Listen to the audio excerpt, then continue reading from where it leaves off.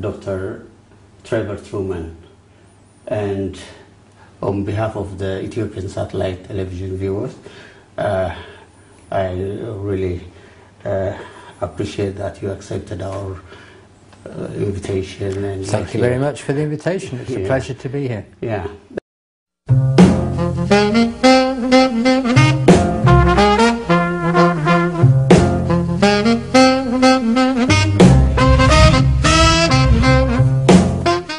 I first became interested in Ethiopia and the Oromo in 1988.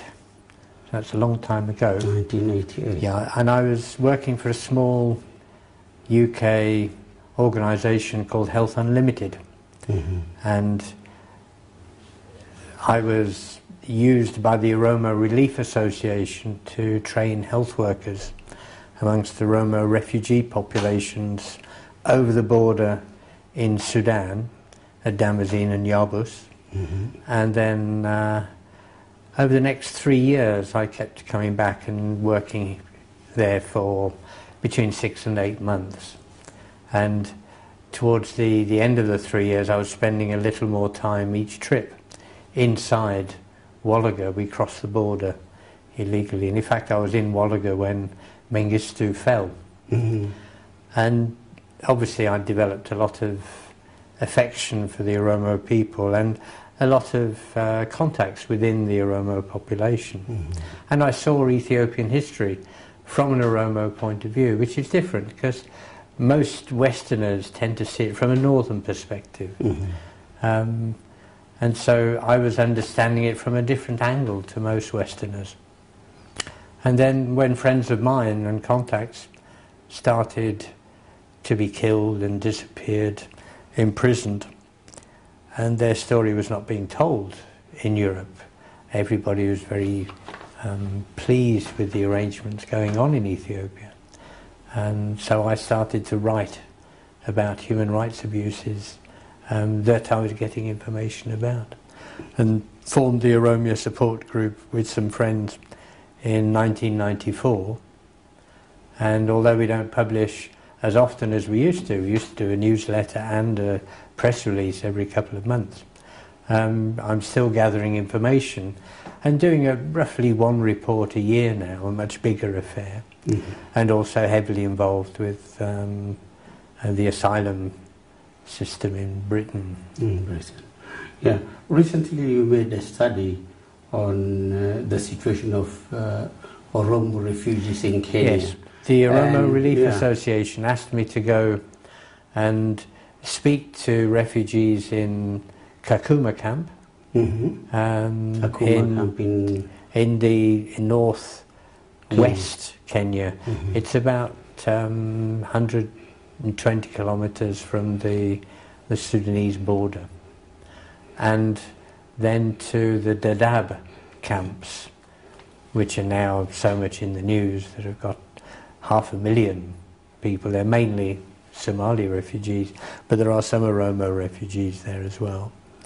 And also to slum areas of Nairobi, which have got a bigger number of Oromo refugees. Yeah. How did you took the initiative, and why only the Oromos? Why didn't you include the other Ethiopian refugees? As I say, my expertise and knowledge has only been from the Oromo perspective. Mm-hmm. And when you think of it, practically all the literature and interest of Ethiopia in the last century has been focused just on the north. Mm. It's the people in the southern nations, nationalities, nations and peoples region, the Ogaden, the Oromo, and all those people have been completely ignored by the West. Yeah. It seems as though we only look at the north, the old Abyssinia, rather than the whole of Ethiopia. And so it's about time somebody started looking at problems further south, in the majority of Ethiopia, in fact. So I make no apology for being involved with the Oromo and sticking with that project up to recently. But I think now we should all be starting to think of working more together and cooperating in terms of telling the world about the human rights abuses that are going on in Ethiopia against all the people there. I'm just to come to that point. Well, first, how was the outcome of your study? Has it really... Although I've been writing about this for nearly 20 years, well in fact for over 20 years, but as the Oromo Support Group for, 17 years now. And so I've been writing about abuses that people have informed me about and people have told me about directly in Europe and in North America.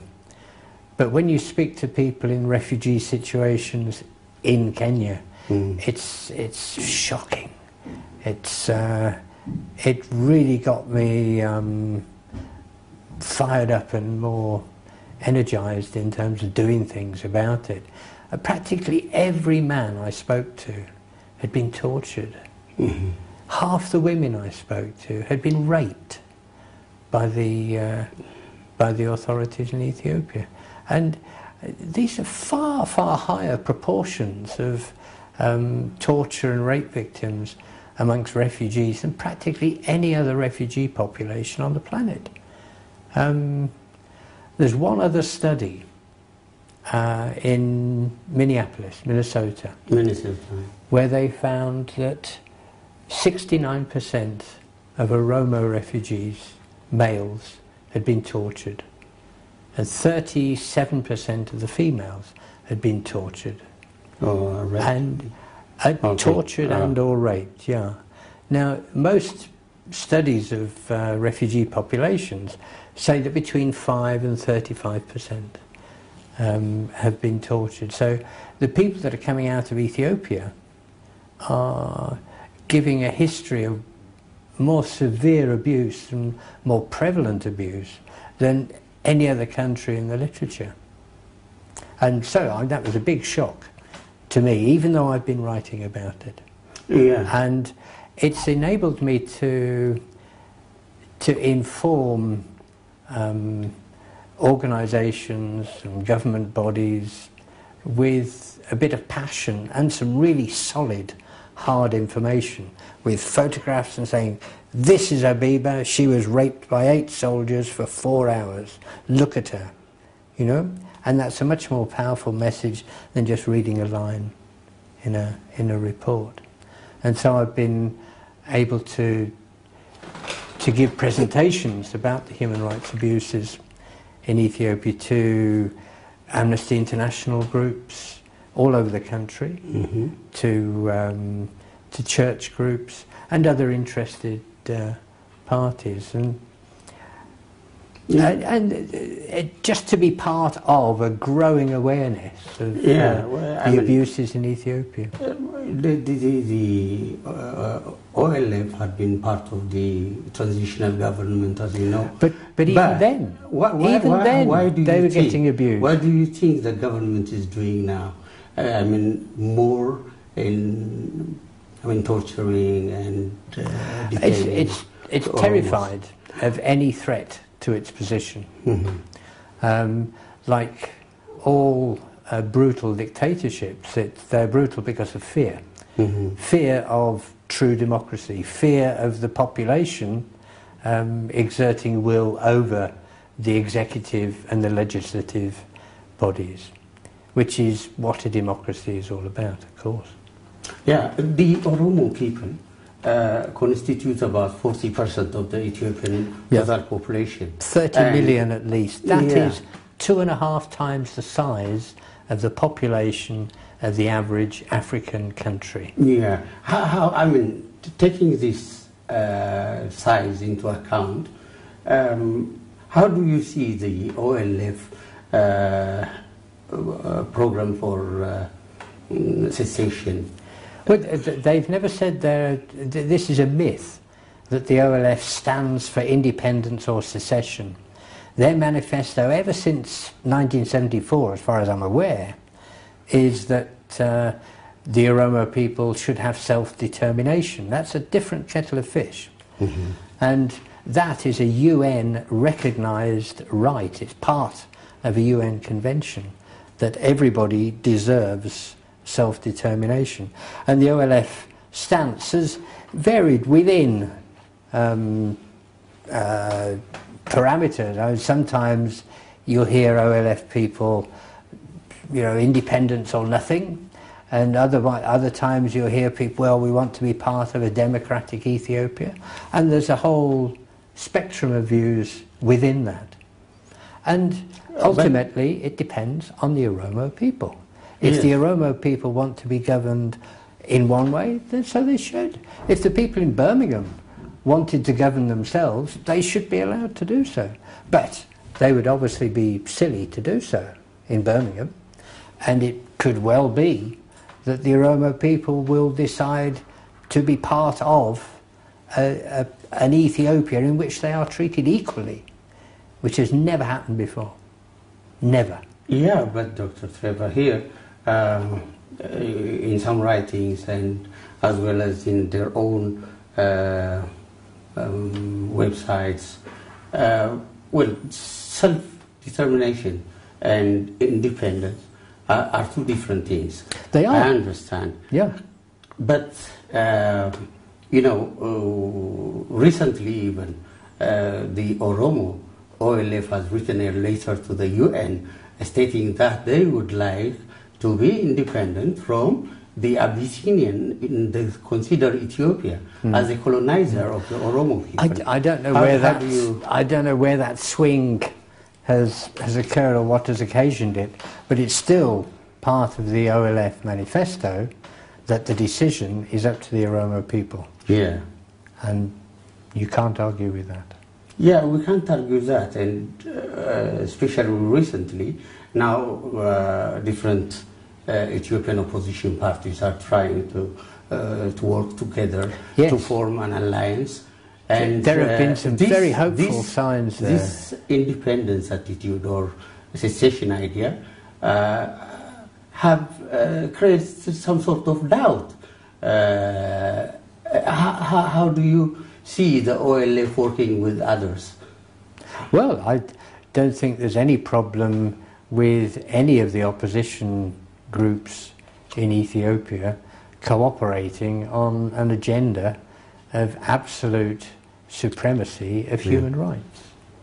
And this is where we should be focusing. The West talks a lot about human rights, but you and I know very well this is empty rhetoric. Yes. And we see the result of this now with the debacle that's going on the planet due to state terrorism, basically by the West. But if we're going to have stability in Ethiopia and stability in the Horn of Africa, we have to have equality and respect for everybody's rights, the rights you have purely by being human. And this is the way forward for the opposition in Ethiopia. It's a way forward for everybody, in fact. Yeah. But there is an opportunity in the Horn of Africa for that to actually grow and flourish, because everybody's fed up with their human rights being abused. Yes. And we want to work on that platform of human rights. And then we will cooperate. Everybody will cooperate on the human rights agenda. And then who knows what will happen. Yeah. But it'll be a darn sight better than what it is now.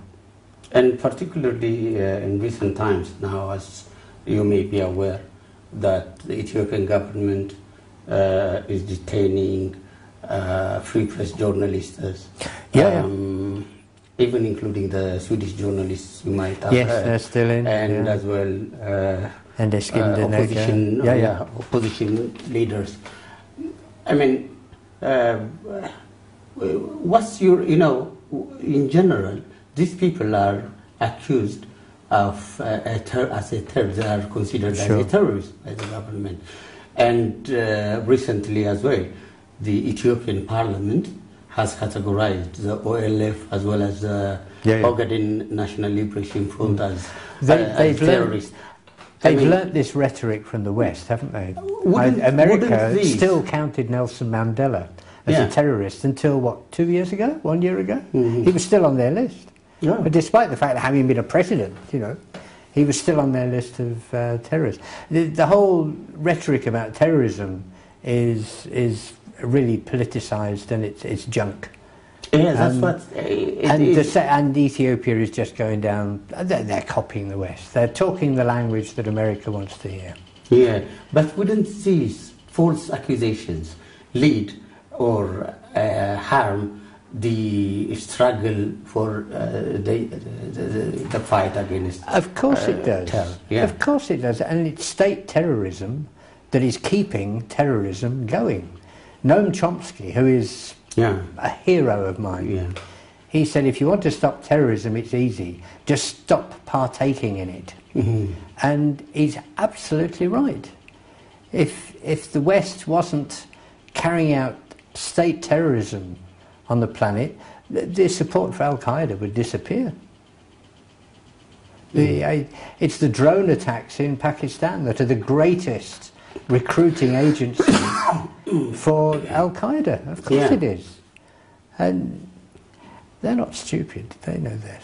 And what's your message to the Western countries, especially the US, Europe, European Union, the UK, the longer I've been involved with this issue, the more cynical I've become of Western powers and their talk of democracy and respect for human rights.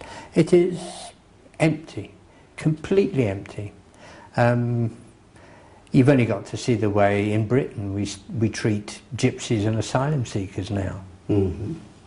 It's politically incorrect to be racist in terms of just black people. Yeah. But you can be racist in terms of asylum seekers and gypsies and get away with it without any criticism at all. Human rights is just a language that people are finding convenient to use now in order to belittle other countries. Your friends you praise, and your enemies you criticise their human rights. Yeah. Unless it's convenient and you don't want to damage your economic relations with them, like China. Yeah. And Mellors is just using the same rhetoric. It's not even very clever, it's an obvious trick to use. But what they've done is they've actually legalised the abuse. Yes. The press law, the anti-terror law, and the communities and societies proclamation. Yeah. So they've, in those three pieces of legislation, they can now round up anybody on any old excuse and say they've done it legally. It's just the same as the US and Israel talks, isn't it? The whole concept of human rights is something that's very, very, it's in its infancy in the West. And it's something that we shouldn't give up. We should keep pushing the agenda. People talk about human rights now, they never did 100 years ago. Same with the environment stuff. But as with the environment, we're not doing enough. Yeah. We've got lots of bits of legislation and conventions at the United Nations, but Western powers are some of the worst offenders in terms of blocking resolutions at the Security Council. Yeah, and in doing so, most of the time they disregard the human rights aspect, and they don't give any consideration towards it, and at the same time they say that they stand for their principle. Is it not something contradictory? It's absolutely contradictory. It's the height of hypocrisy, and increasing numbers of people are realising this, but it tends not to reach the mainstream media.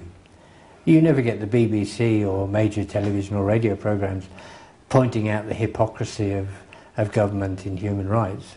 Look at the way they treated this episode of evicting the gypsies recently from the farm. Yeah, Dale Farm. Mm. And the way some of the gutter press over here, especially the Daily Mail, and both major political parties play on the asylum issue. Yes. I mean, you treat pets better than you treat asylum seekers in Britain. Yeah.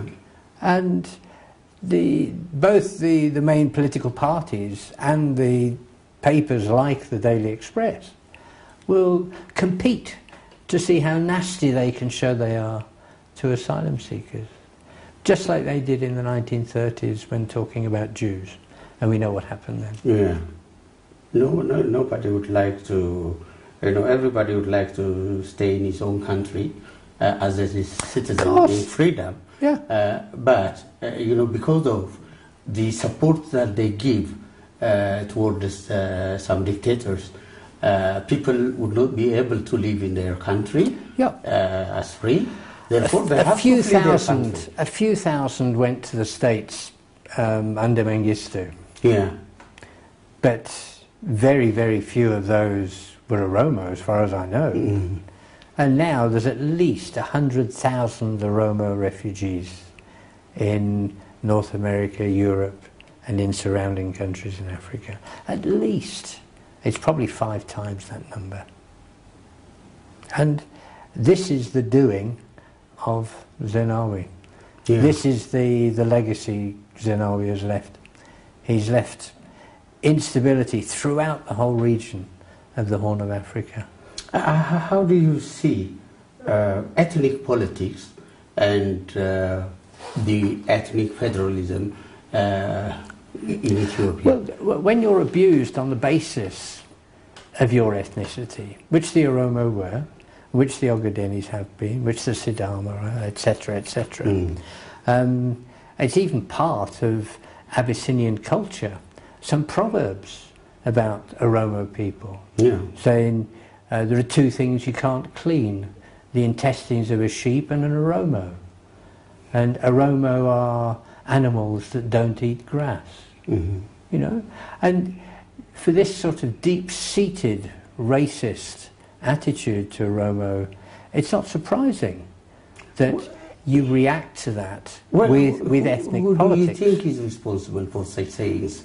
Because Ethiopia has over 80. It's whenever you get or 80. But the Oromo are the biggest one, as you pointed out in the introduction. But whenever you overrun an area, you justify it. The real reason is to take the resources, but you justify it by saying, well, these people are fighting against us because they're pagan, because they're stupid, because they have no history, because they're not democratic, or whatever. And this is exactly what Britain did with its colonies. We said that black Africans were uncivilized, the noble savage. Do you remember that rhetoric? And you belittle people on an ethnic basis, which is what the basis of racism is. Yeah. Yep. Yeah. And so it's not surprising when people react against that. And we have a very unfortunate situation now where the time has come where all the peoples of Ethiopia should be treating each other like brothers and sisters and fighting against an oppressor. Yeah. But they spend half their energy, I think it's getting better, by the way, but at least up to recently, they spend half their energy bitching about each other. This deep-seated racism. And I've seen it on both sides. I've seen Amharas refusing to even consider that the Oromo are anywhere near equal, or that the self-determination question of Oromo and Ogadeni people deserves even consideration. And I've seen Oromo who really hate Amhara, saying, oh, I'm not speaking to an Amhara. But we don't get anywhere with this. We've got to forget history and start treating each other as humans, which is where the human rights discourse comes in.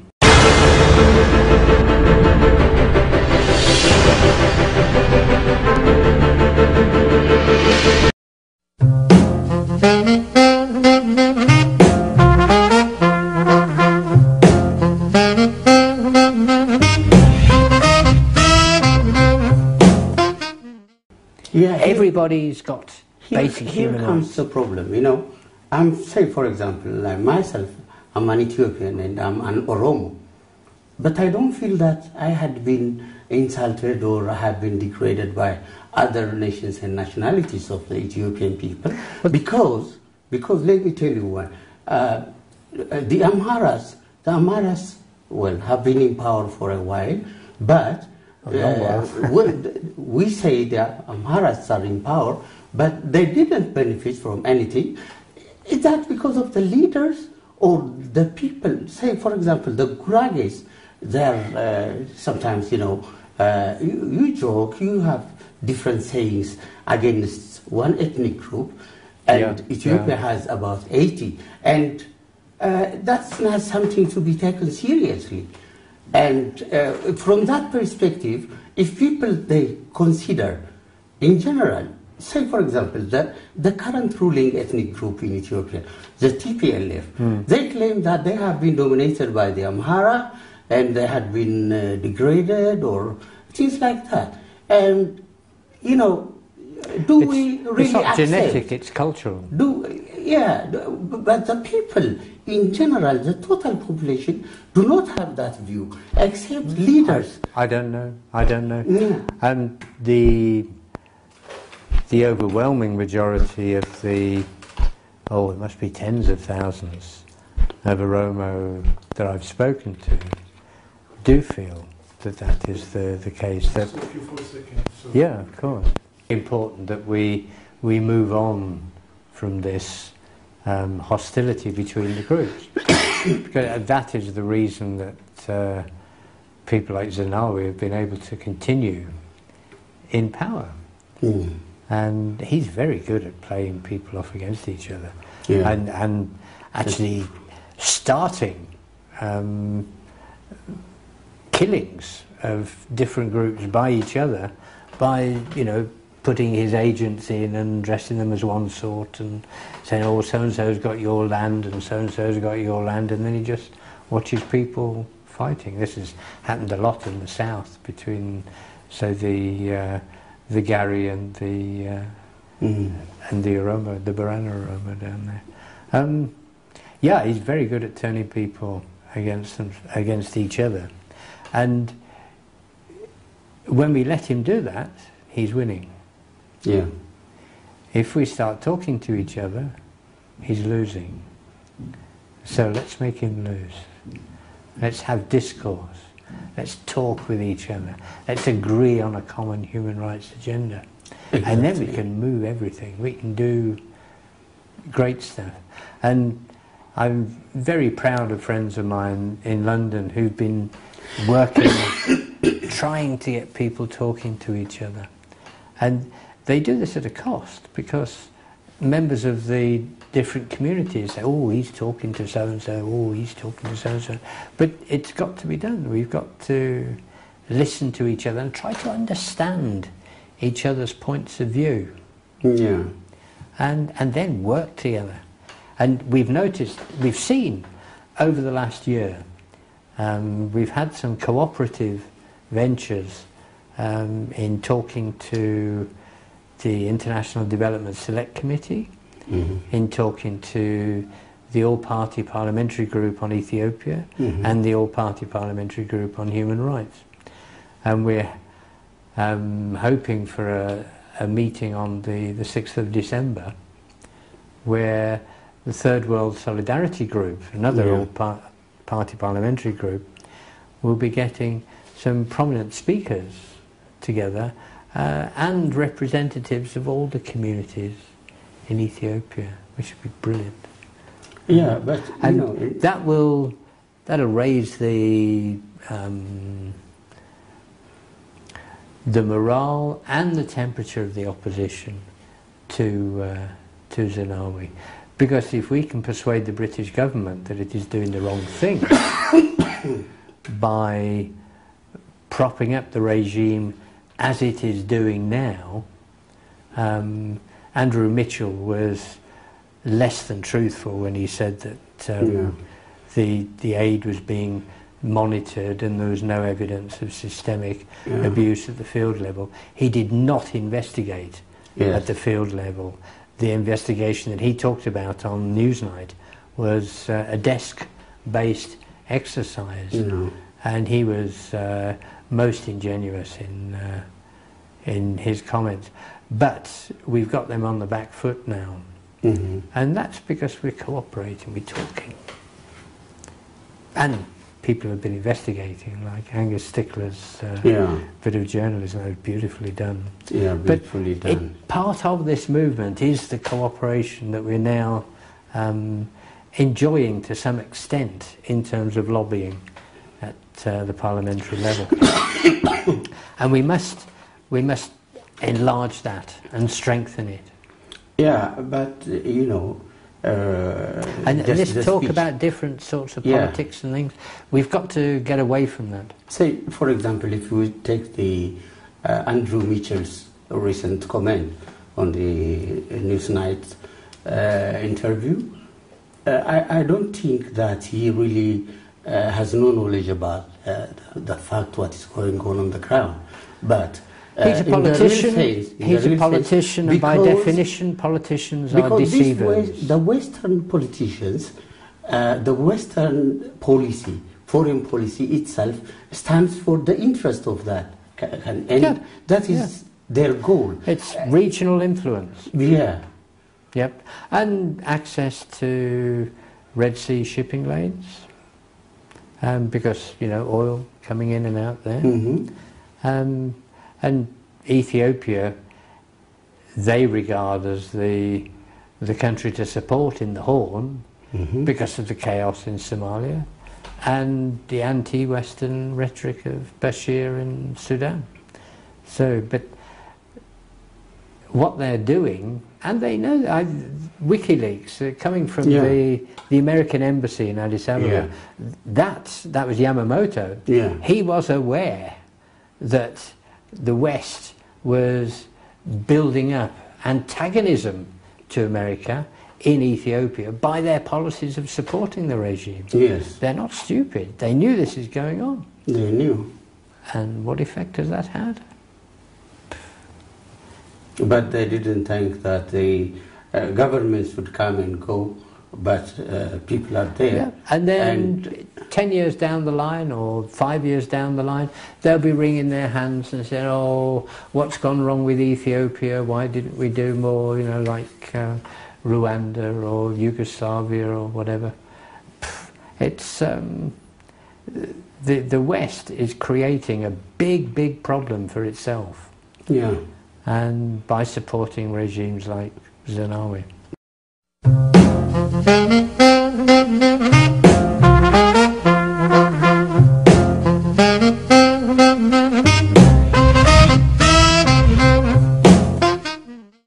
Yeah, if I'm not mistaken, I think the OLF is established in 1973 or something like that. I think the first meetings were at the late end of 1973 amongst intellectuals like Lencho Latta and people like that. Yeah. And then in 74 they waited. They released a manifesto after the first Congress, I think, in 74. But they waited to see what would happen with the Derg, because there were all sorts of promises of equality and representation with the Derg, and then they didn't get militarily active until 1975 in the East. Anyway, they have got now about 35 years in the struggle. What I just wanted to mention is 35 years is not a short period, and within all this period there really isn't at all that we could easily observe some meaningful I disagree. things. But I disagree with you there. Let me finish. Sure. You know why? As you have stated, past historic unnecessary things, and we have to look forward. And do you think there are several issues would... there. Let me dissect that one thing at a time. I don't want to be quoted as saying that I disagree with the OLF stance on independent self-determination. Yes. So the OLF has not changed its manifesto in terms of self-determination. Yeah. And I think we need to acknowledge each other's place where they come from, but stop arguing about it. That we need to talk about something positive, human rights. Yeah. Yeah? Now, you said about the achievements of the OLF. The OLF has, sure, there's been, it's not been a perfect organisation, it's not been the most efficient organisation, but remember, it's been the most persecuted organisation. I know. And the Oromo people have been the most disadvantaged people in terms of the percentage going to university and this sort of thing, and just getting jobs with NGOs, getting jobs with the UN. You know, far fewer Oromo per head of population have got into those sorts of positions. And the extent of oppression of the Oromo has been a huge factor in terms of the success of the OLF and the amount of support from the West. When the Oromo Relief Association was sending stuff in from Sudan, it was tiny compared to the amount of support that the TPLF and EPLF were getting from America and from Scandinavia and from the rest of Europe. Tiny. Now, in terms of achievements, people say, what have the OLF done? They've just got us into trouble. No, what I would like to say is that from the size of the population, from the strength that the mass base it has, you know... Couldn't we have expected more? No, you know, the leadership, from time to time, it didn't adjust itself. And the manifesto of self-determination. And we can all understand that. Yeah, at the same time it has to see the other nations and nationalities. Well, I say, we've got to move forward. Yeah. But coming back to this achievement thing, in the 1980s, when I first started getting interested, I wasn't alone in never having heard of the Oromo. I'd never heard of the Oromo people in 1988 when I first started learning about it. And that was the same for everybody. Very few Western scholars and academics, one or two knew about the Oromo. The Oromo language was in danger of being forgotten, at least in huge parts of Ethiopia. And the Oromo in one part of Ethiopia thought they were just a small group. The Oromo in another part thought they were just a small group. But that 1 year in the transitional government, the Oromo culture and language have been saved. Right. And the Oromo people now know that they are a huge people, a huge and powerful nation. But and they're not sort of in tiny little isolated patches, which was the Western propaganda about the Oromo people then. So with all the disasters that followed the year in the transitional government, there were huge successes which we should not lose sight of. Oromo kids now are taught in Afan Oromo. Yeah. That was unthinkable in the 1980s. Unthinkable. Yeah. To imagine that that would have been achieved. It's a marvellous achievement. And now you don't get any serious bit of journalism about Ethiopia without mention of the Oromo. And that is real success. And whatever else you say about the failures of the last 20 years... Literacy campaign in Ethiopia during the Mengistu regime was taught in 10 languages. Yeah. You know that? Yep. Yeah. And but you actually couldn't go to in primary court. school, You couldn't yeah, go to there court. were no thoughts in their own No. languages. And the literature campaign was, but you certainly wouldn't be taught above primary level in Oromo, would you? And the whole language of the administration was not Oromo. It wasn't just the courts, but the Kabeles, the peasant associations, the Kabeles and Warada associations. They were all in America. Yeah, not but Oromo. The Oromo elite so group has been having a nice position. Yeah, but it's something that's really developed. Yeah. Oromo consciousness within the Oromo, and the Oromo culture, the Oromo language, and the recognition of Oromo internationally. And that's largely been the achievement of the OLF. We shouldn't forget that. Yeah, but the Oromo people had never suffered like the one that they are suffering right now. We haven't had the equivalent of the Red Terror. We haven't had the equivalent of the Annolay massacre in the 19th century. But speaking to ordinary Oromo peasants, I've been told numerous times it was bad under Haile Selassie. We thought it wouldn't get worse. Then it was the Derg, and it got worse. And we thought it couldn't get worse. And then it was Meles Zenawi. We thought it couldn't get worse, but it did. And yes, this is the worst regime. This is the worst regime than the other side. Every family has got somebody who's been detained, raped, disappeared, or killed. Every family. What lessons do you think Ethiopians, as well as the opposition, could learn from the current Arab Springs? Positive and negative. Positive is the power of ordinary people working together and working intelligently. There's no point rising up and fighting a regime using the weapons that it's got, fighting to its strengths. So trying to have a massive military campaign against one of the biggest armies in Africa isn't going to get you anywhere. Sort of big standard piece armed confrontations like the EPLF did with the Derg. But playing to its weaknesses where we are strong, because the opposition has got certainly the Oromo have got a democratic ethos amongst their culture.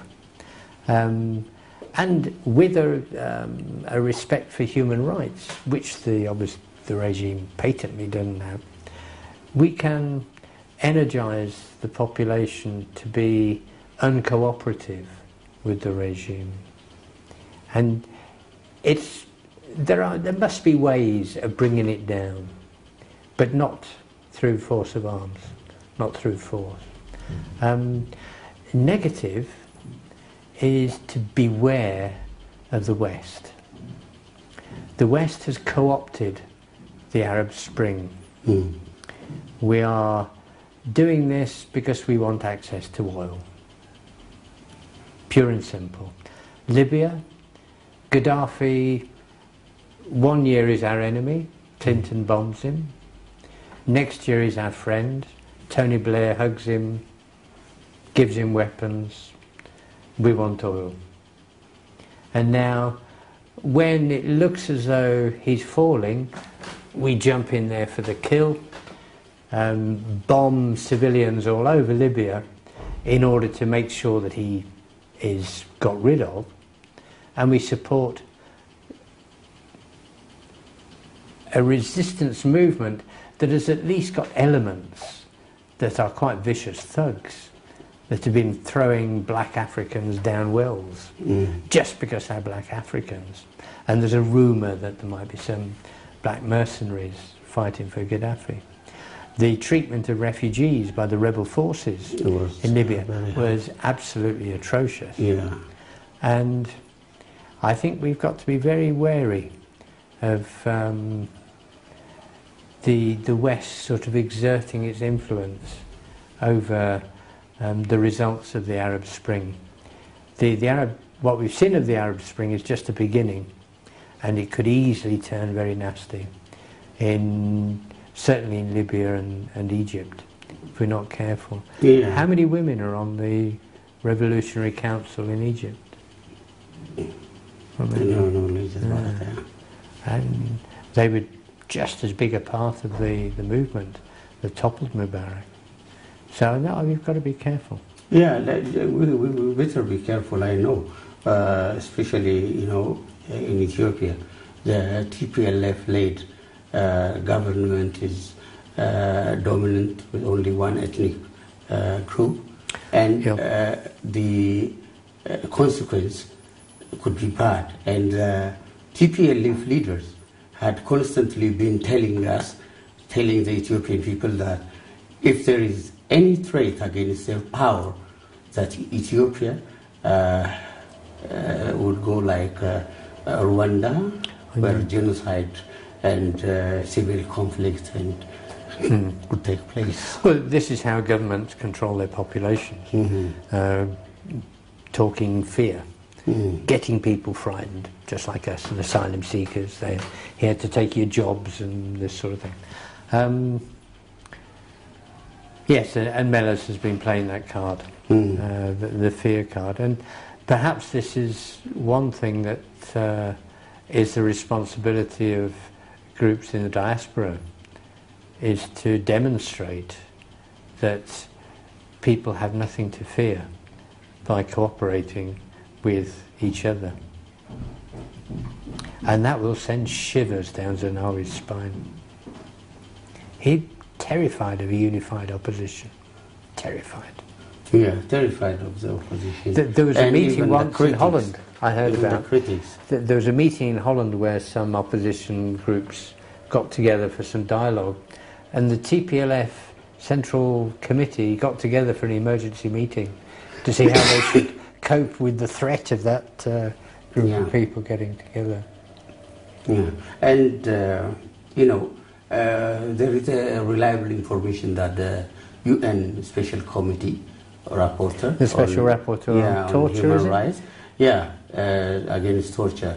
This was from the invitation of the councillor at the embassy in Britain, yeah? Yeah, they are invited on Newsnight. They are going to pay a visit to Ethiopia and see some detention centers.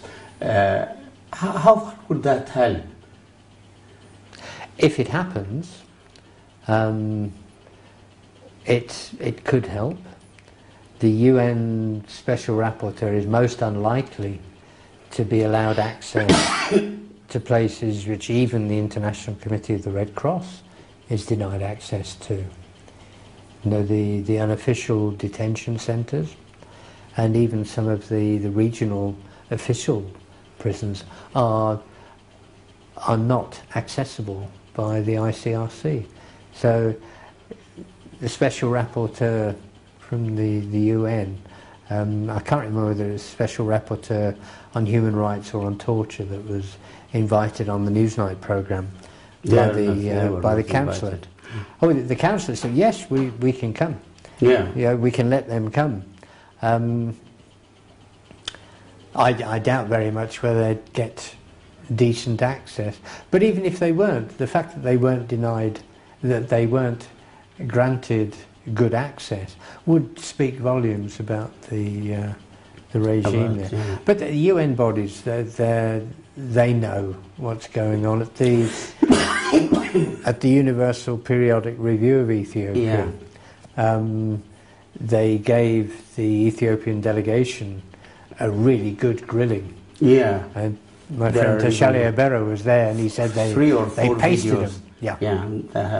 Them. So the UN knows what's going on, but the UN is a toothless tiger. But they're not taking any meaningful action. How can they, when the Security Council is run by people whose idea of running the planet is purely in terms of profit and power, rather than human rights? Yeah. And it's no coincidence that the permanent members of the UN Security Council are all the biggest arms manufacturers on the planet. Yeah, they want Power. Yeah. Power. So it won't do any harm. It will do good. The more the UN has a presence, from the human rights point of view, in Ethiopia, but don't expect miracles. Yeah, there are also some Ethiopians in the diaspora, professional,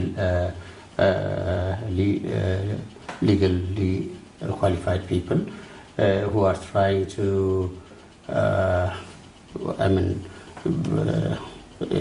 go to the ICC, the International Criminal Court. Yeah, to get Zenawi indicted. The genocide acts against the people of Gambela and in different parts of the country. But the one that definitely fits the criterion of genocide as used by the International Association of Genocide Scholars and as used by Genocide Watch, an organisation run by Greg Stanton in the USA, who used to work in the State Department, by the way.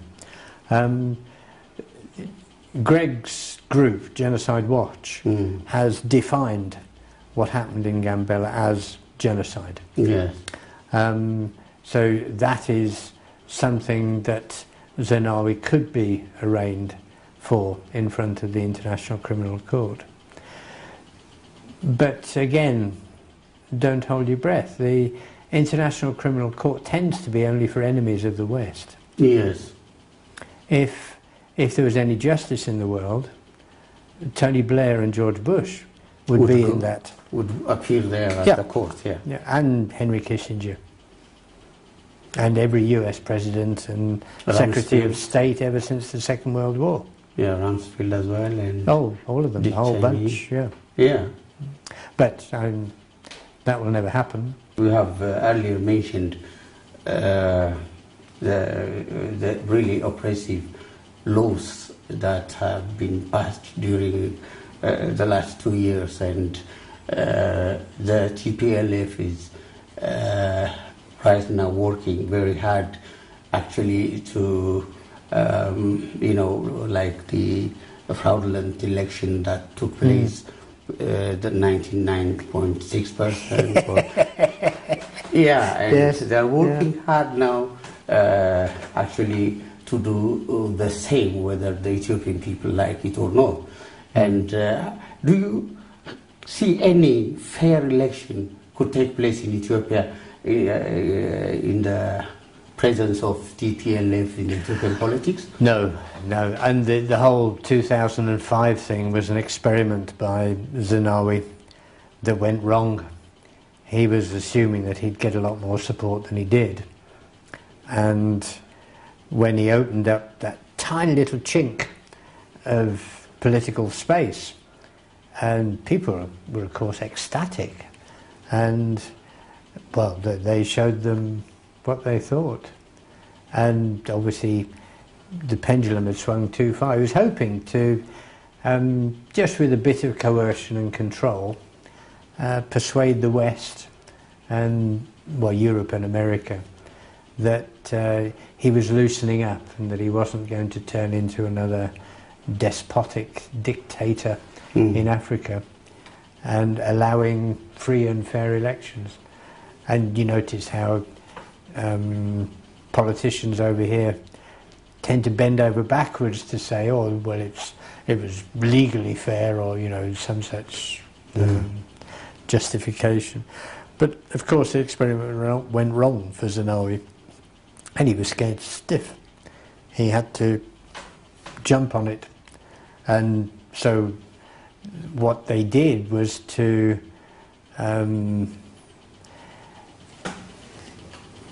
increase the size of the Warada councils and the Kibele administration, so that I think it's 10 or 20% of the population is now an elected official for the EPRDF.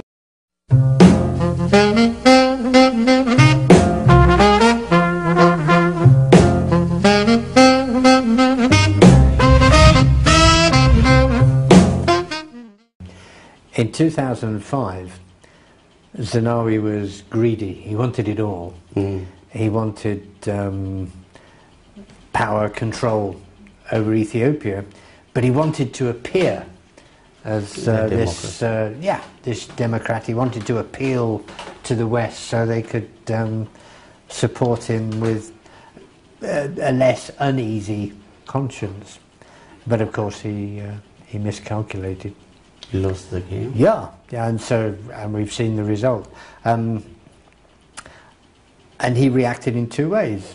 One, he closed the political space and tightened up security, and he increased the power and influence of the government by increasing the numbers of people on Warada and Kabele councils. So much so that a significant proportion of the population is now part of the EPRDF structure, is now an EPRDF member. And they've got a vested interest in keeping the status quo going. And so you get this ridiculous situation where 99.6% of the population voted for the EPRDF.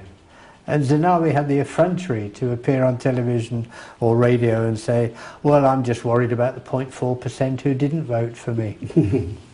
Now, what sort of Democrat would be foolish enough to say that? And yet the West is still ploughing $3 billion a year into Ethiopia. Yes, and it receives more aid from Britain, more aid from the international community than any other country in the world apart from Iraq, Afghanistan and Indonesia. Yeah. Amazing. Amazing. And one of the worst perpetrators of human rights abuse on the planet is getting more aid than anywhere else. And it's been getting aid for 20 years. Yeah. Has the number of people starving gone down? Yeah. No. Has it gone up? Yes. About 4.3 Has stability in the Horn of Africa got better? No. Has it got worse? You bet your sweet bippy it has. Yeah, and the West is just continuing to throw money at him. Yeah. It's madness. Besides the aid money, which is estimated to be about 3 billion. 3 billion a year, according to Human Rights Watch. Yeah, for the last 7 or research. 10 years. Since it considered itself as an ally to the war against terrorism, it's getting that aid, and at the same time that aid is misused because it's used to promote the ruling party's interest, and the fact that Ethiopia has now about 4.3 million people starving, famine, needing food aid. 7 point something people needing assistance. On food assistance. Food for work programs. Yeah. So it's over 11 million people, which is what, 15% of the population. And besides this, if I don't know if you have known recently, the United Nations Development Program (UNDP) has declared that. In Turkey, I think they were having a meeting, and about 8.5 billion Ethiopian, US dollars, had been transferred to different banks from Ethiopia, had been embezzled, for different purposes. And where did that end up? In banks in the West? Yeah. The banks in the West. Yeah. And, how do the international community, what do you suggest the international community could do to control the aid and things given to the Ethiopian government? Well, at the risk of being thrown out, which may happen, they should insist on giving no military training or aid whatsoever. And they should limit aid to projects that they control, that is not controlled by the Ethiopian government, down at grassroots level. So if you don't have somebody in the Kabele who's seeing where that aid goes, the aid doesn't go there. Yeah. That's the only way. And, you know, the British government is saying that we're now directing our aid through local communities. But these local communities Part of the government. Part of the government is the hand-picked members of the ruling party. They may as well just give a blank cheque to Millet Zenawi. Yeah. That would be cheaper. And, yeah, where does he get his money for weapons from? And who's responsible for the funding that he's getting through big corporations in terms of selling off valuable land that nobody uses in Gambella and elsewhere? And that's all been... He's allowing his country to be raped by the corporate world while he's pocketing money and his cronies are doing well out of it.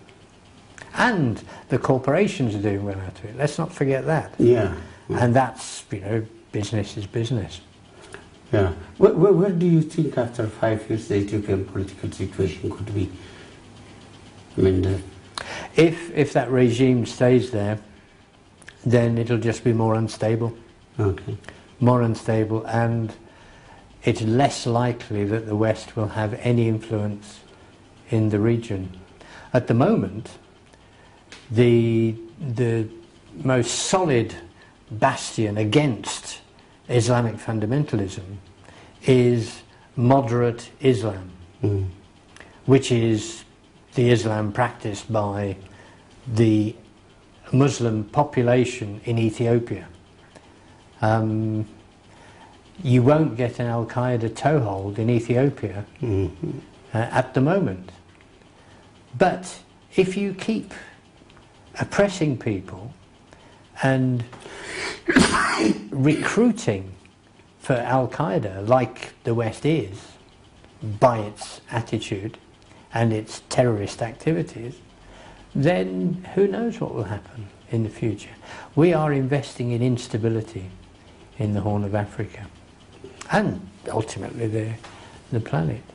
Now, the Oromo and the other peoples of Ethiopia could be part of the solution if they're allowed to be. And it's up to the West to make sure that there is some avenue that will allow them to be. And when the West say, oh, well, no, we have to respect the sovereignty of Ethiopia, we can't interfere in national affairs, that's absolute bunkum. And we know it. They can do things that will make Zenawi sit up. Okay. And if he goes to China, fine, he goes to China. Yeah. Well, one last chance, if you have any message to transmit to any... To everybody in the Ethiopian diaspora, wherever they're from, unite, talk to each other, get active and oppose this regime, and cooperate in terms of the human rights discourse. That's our trump card. Thank you, Dr. Pleasure. Thank you.